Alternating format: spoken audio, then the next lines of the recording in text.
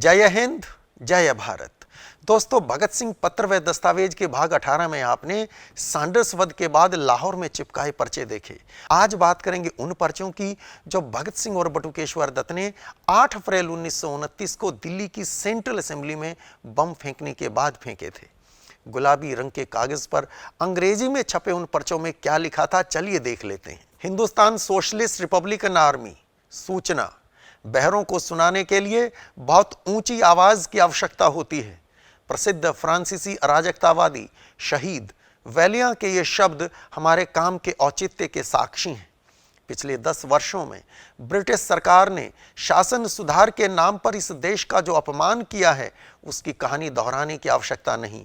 और न ही हिंदुस्तानी पार्लियामेंट पुकारी जाने वाली इस सभा ने भारतीय राष्ट्र के सिर पर पत्थर फेंक कर उसका जो अपमान किया है, उसके उदाहरणों को याद दिलाने की आवश्यकता है।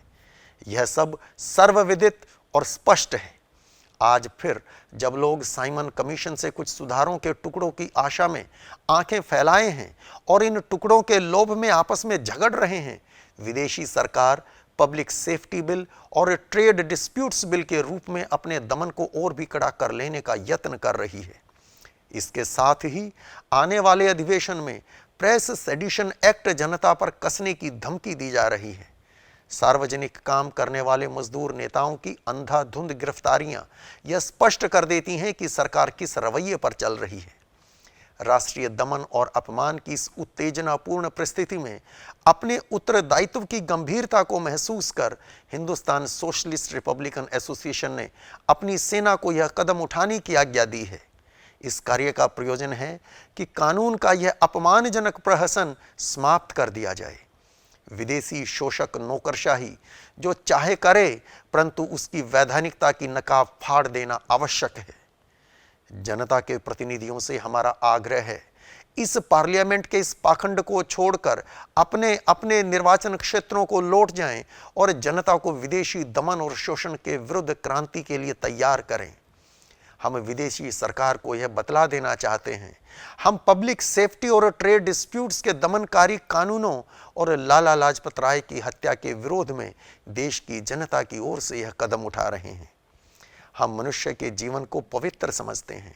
हम ऐसे उज्जवल भविष्य में विश्वास रखते हैं जिसमें प्रत्येक व्यक्ति को पूर्ण शांति और स्वतंत्रता का अवसर मिल सके।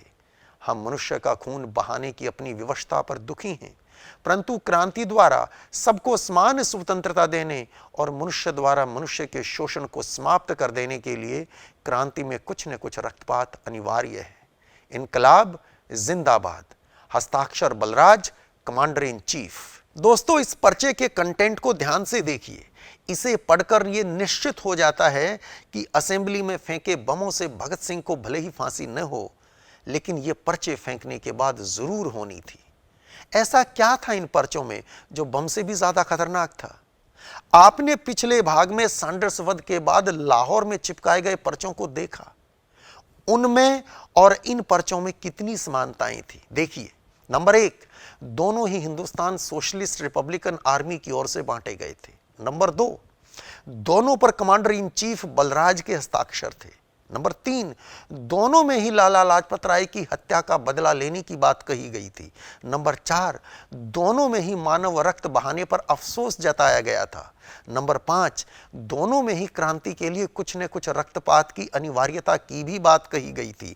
और नंबर 6, दोनों ही इनकलाब जिंदाबाद का उद्घोष कर रहे थे।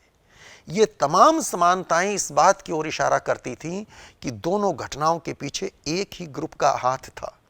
यानी भगत सिंह जब असेंबली में बम फेंककर गिरफ्तारी दे रहे थे, तो यह निश्चित था कि लाहौर में हुए सैंडर्स के वध से उनका नाम स्वतः ही जुड़ जाएगा। और जब जांच आगे बढ़ेगी तो लाहौर के पर्चों की हैंडराइटिंग सैंडर्स के वध में उनकी संलिप्तता को साबित करने में अहम भूमिका निभाएगी। और जब इतना हो जाएगा तो बाकी सबूत और गवाह मिलने में कितनी देर लगनी थी। और लाहौर की उस घटना में सिर्फ assistant superintendent of police Sanders ही नहीं, बल्कि चानन सिंह नाम का एक हवलदार भी मारा गया था। यानी उस मुकदमे में यदि दोषी पाए गए तो फांसी तय थी। इतना सब जानते हुए भी भगत सिंह ने बम फेंके थे और पर्चे भी।